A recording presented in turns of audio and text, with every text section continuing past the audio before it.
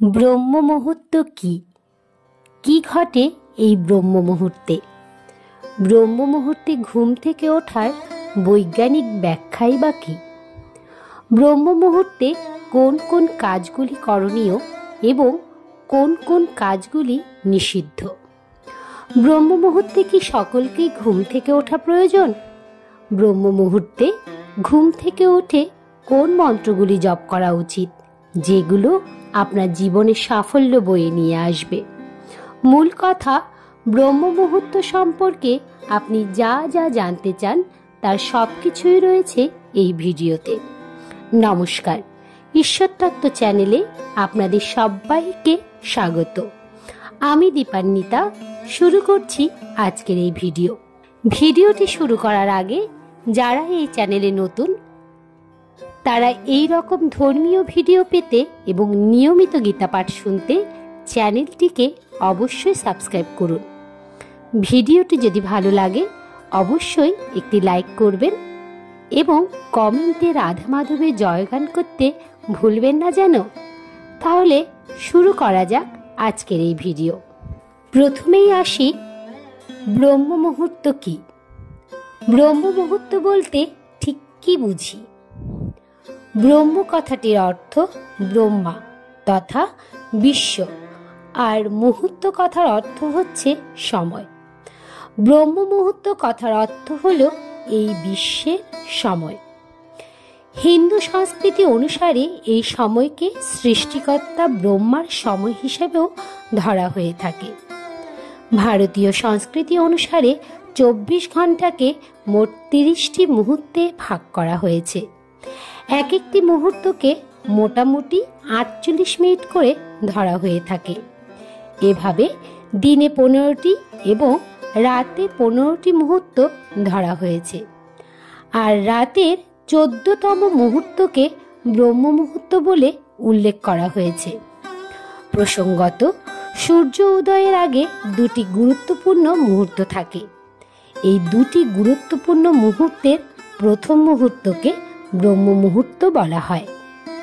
ব্রহ্ম মুহূর্তের সময়কাল 48 মিনিট, অর্থাৎ প্রতিদিন সূর্য উদয়ের ঠিক 1 ঘন্টা 36 মিনিট আগে এই ব্রহ্ম মুহূর্ত শুরু হয়ে যায় এবং সূর্য উদয়ের 48 মিনিট আগে সেটি সমাপ্ত হয়ে যায়। তবে বিভিন্ন ভৌগোলিক অঞ্চল অনুসারে এই ব্রহ্ম মুহূর্ত এক এক জায়গায় এক এক রকম হতে পারে। আবার বিভিন্ন ঋতু অনুসারে এক এক দিনে ব্রহ্ম মুহূর্ত এক এক সময় হয়ে থাকে। এবার চলুন জেনে নিই ব্রহ্ম মুহূর্তে ঘুম থেকে ওঠার ফলে আমরা কি কি উপকার পেতে পারি। ব্রহ্ম মুহূর্তের সঙ্গে প্রকৃতির একটা আত্মিক সম্পর্ক রয়েছে। এই সময় গোটা প্রকৃতি যেন জেগে ওঠে। এই সময় পশু পাখির কলরব শোনা যায়, সরোবরে পদ্ম ফুল ফুটে ওঠে। এভাবেই প্রকৃতি যেন মানুষের কাছে বার্তা পাঠায় ঘুম থেকে ওঠে দৈনন্দিন কাজকর্ম করার জন্য। এই ব্রহ্ম মুহূর্তে করা কাজ যেমন ধ্যান, ঈশ্বরের প্রার্থনা, মন্ত্রজপ, বিভিন্ন আধ্যাত্মিক কাজকর্ম করার সবচেয়ে সেরা মুহূর্ত। অন্যান্য সময়ের চেয়ে এই সময়ে করা কাজ খুব কার্যকারী হয়ে থাকে। এর ফলে মস্তিষ্কের পরিবর্তনের সঙ্গে সঙ্গে ভাগ্যেরও পরিবর্তন হয়ে থাকে। এই সময় ঘুম থেকে উঠলে মনে এক অনাবিল আনন্দের উদ্বেগ হয়। এইভাবে কয়েকদিন ঘুম থেকে উঠলে তা অভ্যাসে পরিণত হয়ে যায়। ব্রহ্ম মুহূর্তে শারীরিক ও মানসিক, আধ্যাত্মিক ও বিভিন্ন দিক থেকে খুবই গুরুত্বপূর্ণ। আয়ুর্বেদিক শাস্ত্র অনুসারে ব্রহ্ম মুহূর্তে ঘুম থেকে উঠলে চিন্তা, অনিদ্রা, হতাশা সহ নানা মানসিক রোগ থেকে মুক্তি পাওয়া যায়। বেদে এই ব্রহ্ম মুহূর্তকে খুবই গুরুত্বপূর্ণ বলে উল্লেখ করা হয়েছে। সেখানে বলা হয়েছে এই ব্রহ্ম মুহূর্তে ঘুম থেকে ওঠার ফলে বিদ্যা, বুদ্ধি ও বল লাভ করা যায়। যে কোনো কাজেই ব্রহ্ম মুহূর্তে শুরু করা খুবই ফলদায়ক হয়। এই ব্রহ্ম মুহূর্তে অমৃততুল্য বাতাস স্বাস্থ্য ও বুদ্ধি দুটোই বৃদ্ধি করতে সাহায্য করে। হিন্দু শাস্ত্রে ব্রহ্ম মুহূর্তের মাহাত্ম্যের কথা বিভিন্ন জায়গায় বলা হয়েছে। শুধু হিন্দু ধর্মে নয়, পৃথিবীর বিভিন্ন ধর্মেই এই ব্রহ্ম মুহূর্তকে খুবই মাহাত্ম্য দেওয়া হয়েছে। এই সময় ঘুম থেকে উঠে প্রাকৃতিক কাজ সেরে হাত মুখ ধুয়ে আধ ঘন্টা প্রাণায়াম করলে মস্তিষ্কের কার্যক্ষমতা বৃদ্ধি পায়। সেই সঙ্গে গৃহস্থের সঙ্গে ইতিবাচক শক্তি বৃদ্ধি পায়, যা ব্যক্তির জীবনে নানা বাধা সরিয়ে অগ্রসর হওয়া যায়। এবার আসি হিন্দু ধর্ম অনুসারে ব্রহ্ম মুহূর্ত কি। হিন্দু শাস্ত্রে কথিত আছে, এই সময়ে ধ্যান, পূজা অর্চনা করা, সূর্যকে অতিথি হিসাবে গ্রহণ করে তাকে সাদরে আহ্বান করার কথা বলা হয়েছে। অর্থাৎ এভাবে আরেকটি পবিত্র নতুন দিন শুরু করার জন্য প্রস্তুতি থাকা উচিত। শাস্ত্রে কথিত আছে, যারা সূর্য উদয়ের পরে ওঠেন তারা সূর্যদেবের অভিশাপে অভিশপ্ত হন, যারা আগে ওঠেন তারা সূর্যদেবের আশীর্বাদ লাভ করেন। ব্রহ্ম মুহূর্তে ধার্মিক মাহাত্ম্য। এই ব্রহ্ম মুহূর্তের ধার্মিক মাহাত্ম্যও আছে। মহর্ষি বাল্মীকি রচিত রামায়ণে লঙ্কায় হনুমানজি এই ব্রহ্ম মুহূর্তেই প্রবেশ করেছিলেন এবং সীতামাতার মন্ত্রজপের শব্দ অনুসরণ করে হনুমানজি সীতামাতার কাছে পৌঁছেছিলেন। ব্রহ্ম মুহূর্তে যাওয়ার ফলে হনুমানজির কাজ খুব সহজ হয়ে গিয়েছিল।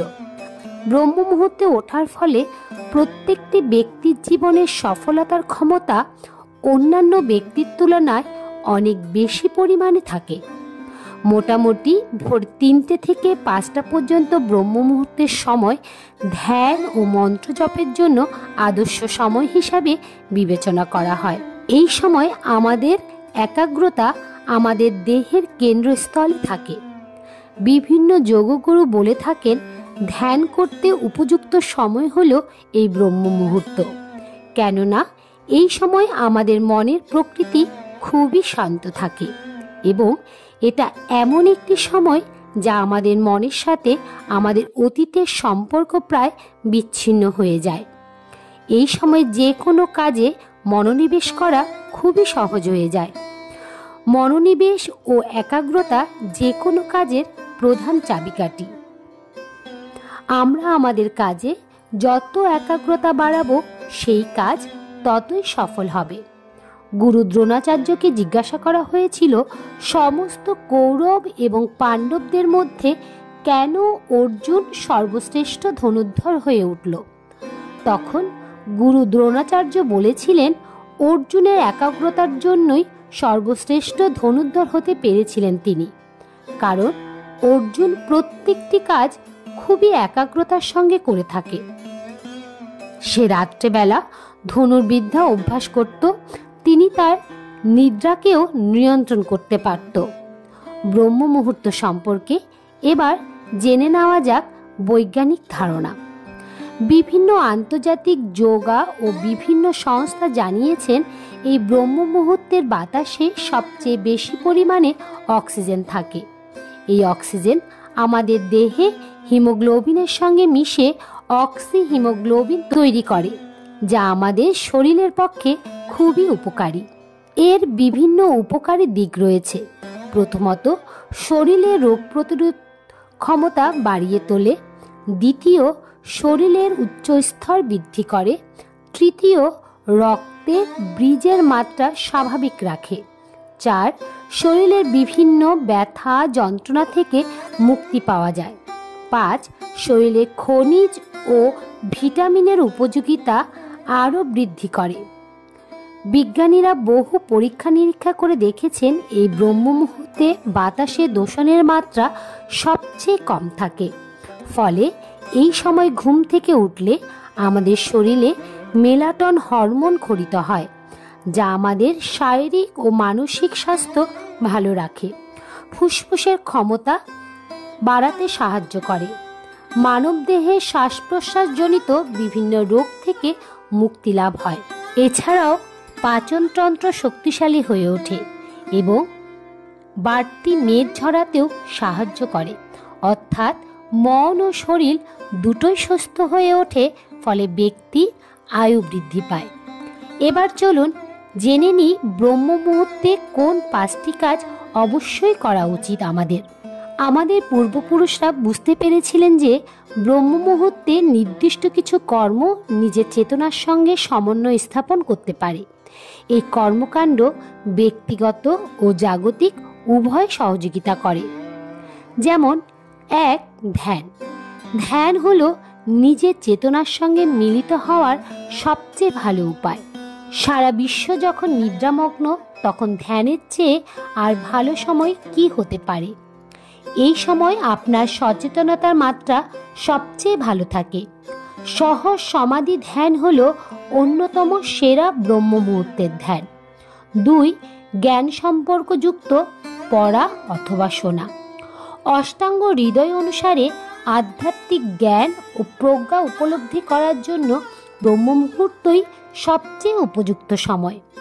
প্রাচীন ধর্মগ্রন্থগুলি অনুসন্ধান করুন বা জ্ঞানের সহজ মতামতগুলি পুনরায় উদ্ঘাটিত করুন। ধর্মশাস্ত্র অনুসারে ব্রহ্ম মুহূর্তের সময় শাস্ত্র অধ্যয়নের মানসিক সমস্যাগুলিকে সহজ করতে সহায়তা করে। 3. পরিকল্পনা। ব্রহ্ম মুহূর্ত আপনাকে যে সচেতনতার মাত্রা এবং সজীবতা প্রদান করে, তা আপনার জীবনের গুরুত্বপূর্ণ বিশেষ পরিকল্পনা করার জন্য উপযুক্ত সময়। এটি হতে পারে কাজ, অর্থ ও আগামী দিন সম্পর্কিত। তার অন্তর্দর্শন। আপনার গতকালের ক্রিয়াকলাপগুলি মনে করুন। ঈর্ষা, ক্রোধ এবং লোভের মতো নেতিবাচক আবেগগুলির কাছে কতবার পরাজয় স্বীকার করেছেন তা স্মরণ করুন। দেখুন এই স্মৃতিগুলির কোনোটিই যেন আপনাকে অপরাধবোধে আচ্ছন্ন না করে। কেবলমাত্র ওই মুহূর্তগুলি সম্পর্কে সচেতন হন। প্রতিদিন এটি করার ফলে এই আবেগগুলির কাছে আপনার পরাজয় স্বীকার করার প্রবণতা হ্রাস পাবে এবং অবশেষে খারাপ কর্ম হ্রাস পাবে। 5 নাম্বার, আপনার বাবা, মা, গুরু ও ঈশ্বরকে স্মরণ করুন। আমরা প্রায় সময় পাই না আমাদের জীবনের সবচেয়ে গুরুত্বপূর্ণ মানুষটিকে মনে করার। ঋষি শৌনক পরামর্শ দিয়েছেন যে ব্রহ্ম মুহূর্তের সময়কালে আপনার পিতামাতা, গুরু এবং সেই শক্তি যা এই সৃষ্টিকে চালাচ্ছে বলে বিশ্বাস করেন, তাদের প্রতি শ্রদ্ধায় মাথা নত করুন।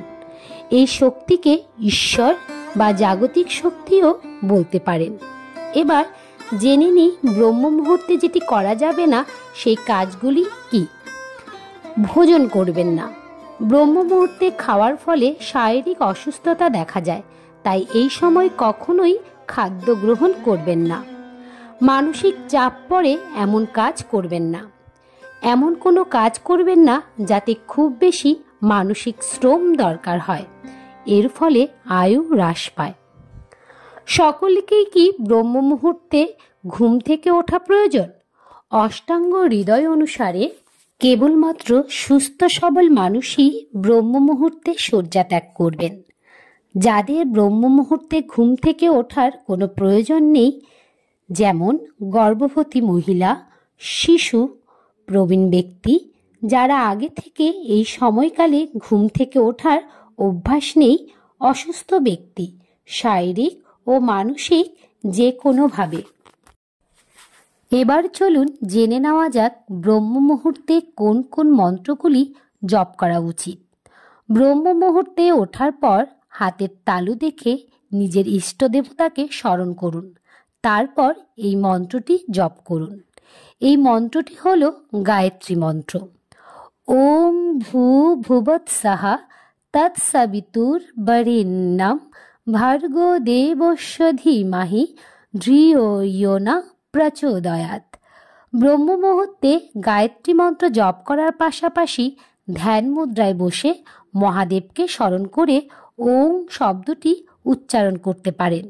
এর ফলে মন শান্ত ও একাগ্র হবে। ব্রহ্ম মুহূর্তে এই মন্ত্র জপ করলে পরিবারের সুখ ও সমৃদ্ধি বৃদ্ধি পায় এবং পাশাপাশি বৈভব বাড়ে। শাস্ত্র অনুসারে ব্রহ্ম মুহূর্তে উঠে ধ্যান করা উচিত। এই সময় পরিবেশ শান্ত থাকে। এমন শান্ত পরিবেশে ধ্যানমগ্ন হওয়াকে শুভ বলে মনে করা হয়। ব্রহ্ম মুহূর্তে স্নান সেরে পূজা অর্চনা করা উচিত। ঈশ্বরের আরাধনায় শ্রেষ্ঠ মুহূর্ত এটি। এই সময় পূজা করলে দেবদেবী প্রসন্ন হন, জীবনে ইতিবাচক পরিবর্তন নিয়ে আসে। ছাত্রছাত্রীরা এই মুহূর্তে উঠলে পড়াশোনায় সুফল পেতে পারেন। পড়াশোনার জন্য ব্রহ্ম মুহূর্ত উপযুক্ত। ব্রহ্ম মুহূর্তে উঠে জপ করুন এই মন্ত্রটি: করাগ্রে বসতে লক্ষ্মী, করমধ্যে সরস্বতী, করমূলে স্থিত ব্রহ্মা, প্রভাত কর দর্শনম। এই উপায়ে ইতিবাচক শক্তি দিয়ে দিনের সূচনা হয়। এই সময় মনের মধ্যে ইতিবাচক চিন্তাভাবনা আসতে দেবেন না। ওং নমো ভগবতে বাসুদেবায় নমঃ। এভাবে বিষ্ণু মন্ত্র জপ করে স্বয়ং বিষ্ণুর কাছে প্রার্থনা করে দিন শুরু করুন। জীবনের সকল বাধা কেটে যাবে, সুখ সমৃদ্ধিতে ভরে উঠবে আপনার জীবন। তাহলে এ পর্যন্তই। ভিডিওটি যদি আপনাদের ভালো লেগে থাকে তবে অবশ্যই একটি লাইক করবেন এবং কমেন্টে রাধা মাধবের জয়গান করতে ভুলবেন না যেন। এ ধরনের ধর্মীয় ভিডিও পেতে এবং নিয়মিত গীতা পাঠ শুনতে চ্যানেলটিকে অবশ্যই সাবস্ক্রাইব করবেন। দেখা হচ্ছে অন্য আরেকটি ভিডিওতে। ততক্ষণ পর্যন্ত আপনারা ভালো থাকবেন, সুস্থ থাকবেন। হরে কৃষ্ণ কৃষ্ণ কৃষ্ণ হরে হরে, হরে রাম রাম রাম হরে হরে। নমস্কার।